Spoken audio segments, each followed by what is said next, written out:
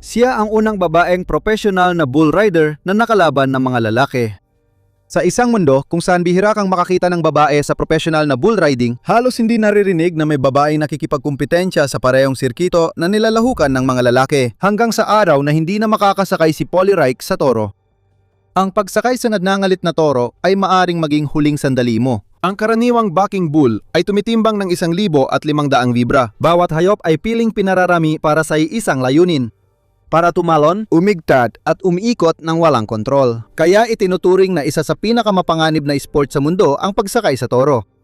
Lahat ng lalaki at babae na sumasali sa arena kasamang toro ay alam na maaari silang madurog agad, na maaaring magdulot ng panghabambuhay na pinsala sa kanila o kaya'y brutal na mapatay sila. Maaaring magmukhang wala lang ang 8 segundo sa ibabaw ng mabangis na hayop. Pero bawat segundo parang walang hanggan. Ito ay isang karanasang labis na hinahangad maranasan ni Polly Reich.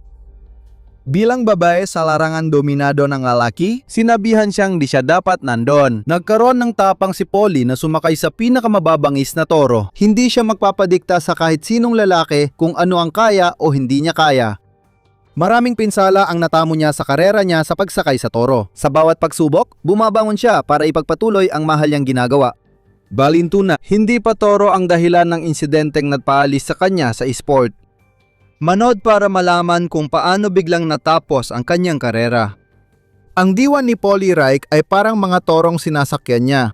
Mabangis, matatag, di mapigil. Ito ang kanyang kwento. Ayon sa pananaliksik na ginawa ng Sports Medicine Reports, isang nakakabaliw na 100% ng mga sumasakay ng toro ay nasugatan na sa isang pagkakataon o iba pa, 26% ng pinsalang yon ay malala kaya di nakapagtrabaho ang mga sakay ng toro ng 3 buwan. Sapat na ang estadistikang yan para umiwas ang karamihan sa mga lalaki sa sport na ito. Tinanggap ni Polly ang hamon na alam niyang kaya niyang lampasan. Bukod pa rito, ang mga gumagaling sa pinsala ay madalas nagkakaroon ng panghabang buhay na problema gaya ng degenerative joint disease, matinding arthritis at chronic traumatic encephalopathy, isang degenerative na sakit na dulot ng paulit-ulit na concussion. Gayunpaman, hindi lahat ng bull rider ay ganito kaswerte. Tinatayang 21 na bull rider na ang namatay sa rodeo circuit mula noong 1989.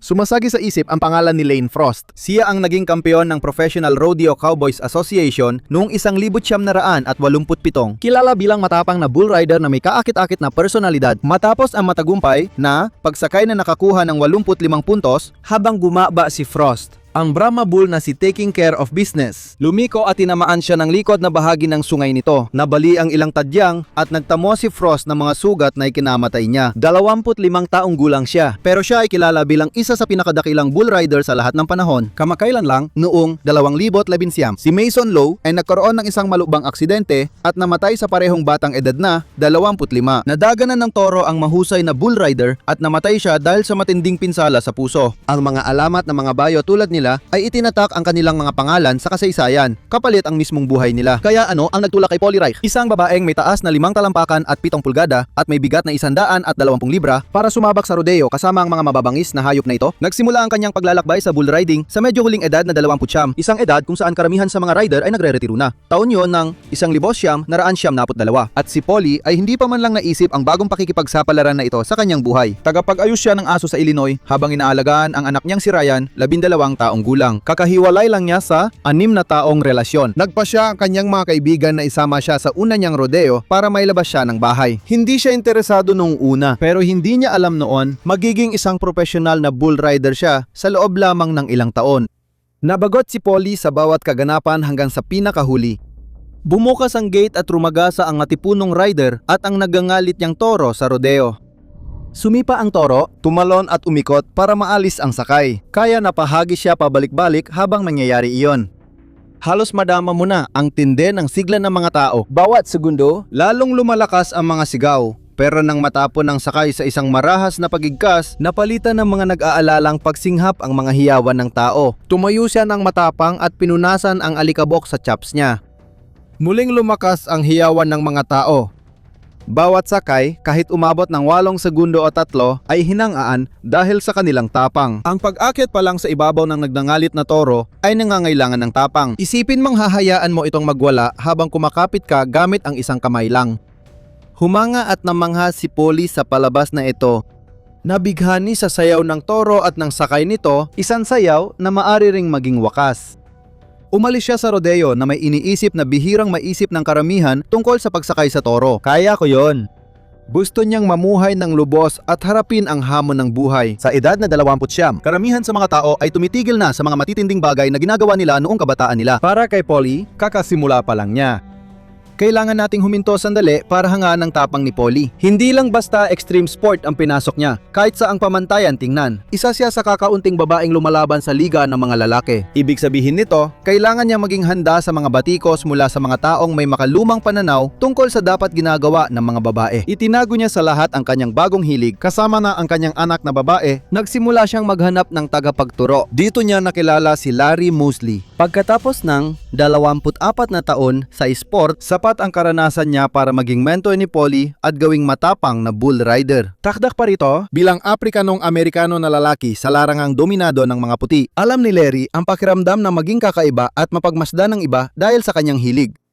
Handa siyang maging mentor, basta't hindi masayang ang oras niya. Ang bawat paglalakbay ay nagsisimula sa maliit na hakbang, kaya pinasimulan ni Mosley si Polly sa isang simpleng toro sa pagsasanay na tinatawag na Devil's Delight. Isang kahoy na bariles ito na pinagtagpi-tagping ikinabit sa mga spring ng pinto ng garahe. Ang trainer ay nilagay sa taas na 8 talampakan para gayahin ang bagsak mula sa likod ng toro. Namangha si Mosley na nakakapit pa si Polly, kaya pumayag siyang sanayin siya. Ayon kay Polly, ang paggamit ng makina ay parang impyerno. Dahil hamon nito, bumabalik ako 5 beses kada linggo. Ipinapakita ng siping ito ang tunay na tatag at determinasyon ni Polly. Kahit mahirap ang sitwasyon, nagpatuloy siya. Sa loob ng 5 araw bawat linggo, si Polly ay dumaan sa matinding 3 oras na training. Nang makabisado na niya ang paglukso at pag-uga ng Devil's Delight, lumipat siya sa totoong paglukso at pag-uga ng isang nakakatakot na toro. Kitang-kita ni Mosley ang kanyang talento, kaya hinikayat niya si Polly na sumali sa International Professional Rodeo Association at makipagkumpetensya sa mga lalaki. Walang tiyak na patakaran nagbabawal sa mga babae na sumabak sa sirkito ng rodeo.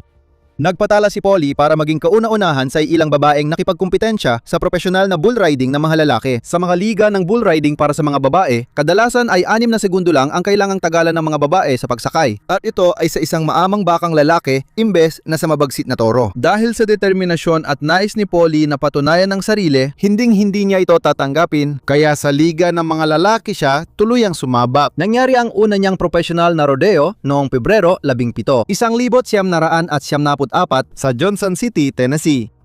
Nagsimula ang kapana-panabik na pakikipagsapalaran nagdulot kay Polly ng ilang nabaling buto at iba pang pinsala. Bago ang kanyang unang sakay, narinig si Polly na nagsabi, "Kailangan ko mag-concentrate. Kung hindi mo gagawin, mas malaki ang tsansang masaktan ka." Habang umiindayog pabalik-balik na ginagaya ang pag-igkas at pag-ugoy ng toro, 3 segundo lang tumagal ang una niyang sakay. Natadyakan siya sa panga ng malaking paa ng kanyang kasayaw. Para mailagay yan sa tamang pananaw, mas malaki ang paa ng toro kaysa sa nakabukang kamay ng tao. Kung masipa ka sa muka, maraming titigil sumakay sa toro. Pero hindi si Polly. Gusto pa rin niyang sumakay muli at lampasan ang 8 segundo. Nagpalista siya para sumali sa 3 rodeo bawat linggo sa ilalim ng International Professional Rodeo Association. At pagkatapos, nagsimula na siyang mapansin. Hindi siya madalas manalo sa paligsahan. Ang kanyang katatagan sa toro ay umaakit ng mga tao ng higit kaysa sinumang rider. Bukod sa pag-akit ng maraming tao, nakuha rin niya ang atensyon ng mga sponsor at media. Sinabi ni Polly na ang panahong ito sa kanyang buhay ay parang palaging bakasyon kasama ang kanyang anak na babae. Pinundohan siya ng mga sponsor para makapunta sa bawat rodeo. Namamangha ang mga tao sa kanyang tibay pero natatakot sila sa laki ng pinsala niya. Gayunpaman, hindi lahat ng atensyon sa kanya ay maganda. Hindi lahat ng sugat niya ay galing sa mabangis na hayop.